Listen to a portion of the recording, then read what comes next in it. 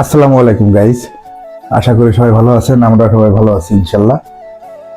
তা আজকে আসতে চাইছিলাম না, আসি না কখনো ভিডিওতে।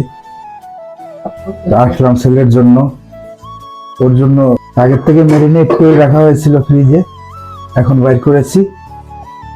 বাইর করে ওর জন্য চিকেন ফ্রাই তৈরি করব, আপনাদের সাথে একটু শেয়ার করলাম জিনিসটা। আশা করি আপনাদের ভালো লাগবে। প্রথম মশলা দিয়ে ম্যারিনেট করে রেখেছিলাম, টাটকা টাটকা ভাজবো, এটা আপনাদের সাথে শেয়ার করতেছি। প্রথমে ময়দার সাথে কোট করব।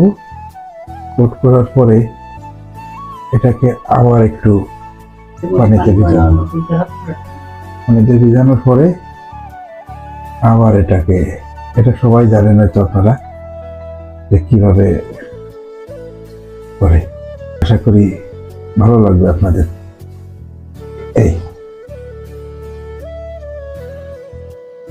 আমাদের বাসায় যখন ওর বাবা বাসায় থাকে তখন নিত্য নতুন নাস্তা চলে। আর কি আমি একটু ঝামেলা করে আসতে চাচ্ছিলাম না। আজকে মুরগি আনছে টাটকা, একটা ভাবলো যে বাচ্চা এগুলো পছন্দ করে, ও প্রচুরই পছন্দ করে এগুলো। দেখেন দেখেন কেমন ক্রিস্পি হচ্ছে, দেখলে মনে হচ্ছে কতটা লোভনীয় হচ্ছে।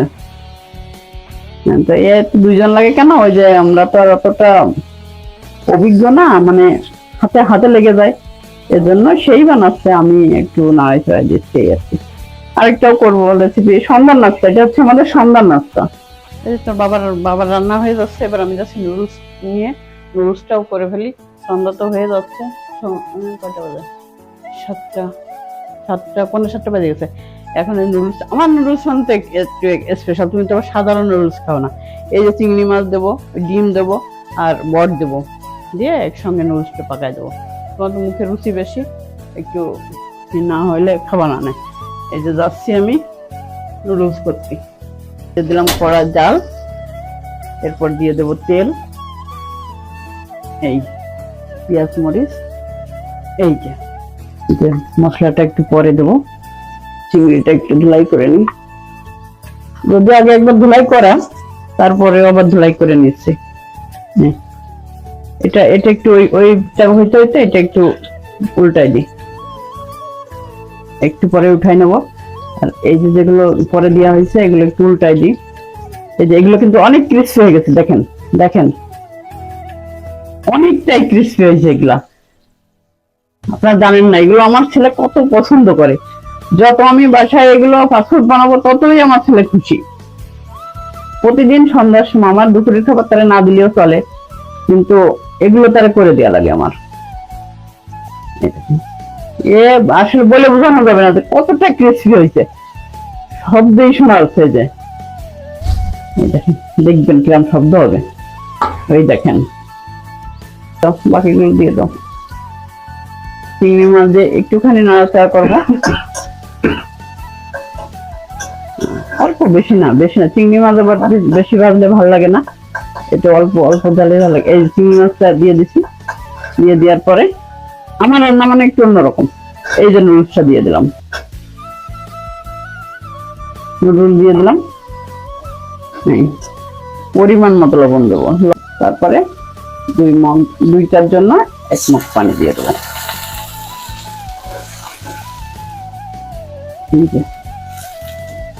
দেখেন কিভাবে করি, একবারে সহজ সোজা সাপটা। যারা রান্না বান্না না পারেন তারাও আমার এই ভিডিওটা দেখে নুডলস করতে পারবেন, এবং নুডলসে কোনো জড়তাও আসবে না। আর এই হলো আমি ক্যামেরাম্যান, এখন দাঁড়াই আছি কারণ এখানে কাশি হচ্ছে, মানে কাশি শব্দ পাইতেন আমি জানি। এখন সবচেয়ে বড় কষ্ট হলো ভিডিও বানাচ্ছি, আমি সব করতে চাই কিন্তু আমি কোনো জায়গায় নেই। তো চলেন আমার রান্নাটা শেষ, আজানও দিয়ে দিচ্ছি এখন। এই যে নুডলস ফ্রাই আমি বললাম না, দেখতে দেখতেই হয়ে যাবে। আগে মশলাটা দিয়ে দিলাম, এবার একটা চাট মশলা দেবো, একটা ডিম দিয়ে দেবো। এবার কিছুটা বট দিয়ে দেবো।